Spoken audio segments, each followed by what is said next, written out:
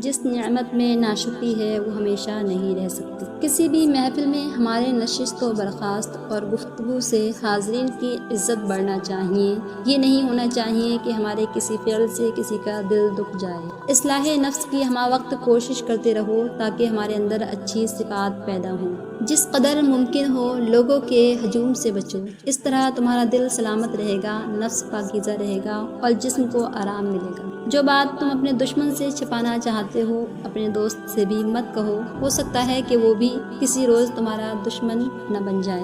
جسمانی امراض پرہیز سے جاتے ہیں اور روحانی امراض پرہیزگاری سے جاتے ہیں۔ اپنا خیال بھی اہم ہے، لیکن سب سے اہم خیال اس کا ہے جس نے تجھے صاحب خیال بنایا۔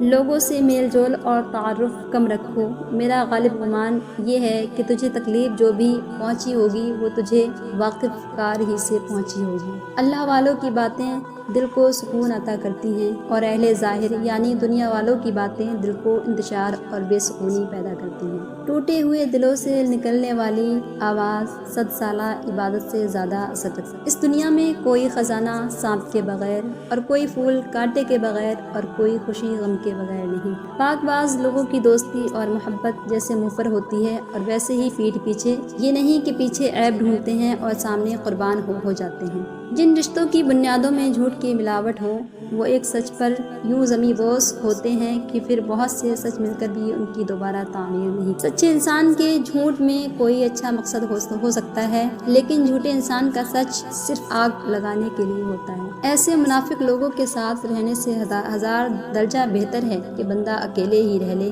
جو اوپر سے تو بہت پیار جتاتے ہیں اور اندر ہی اندر جڑیں کاٹ رہے ہوتے ہیں۔ کم ظرف اور دوغلے اور منافقین کی سب سے بڑی پہچان یہ ہے کہ ایسے لوگ خود کو فرشتہ صفت اور دوسروں کا خیرخواہ دکھانے کی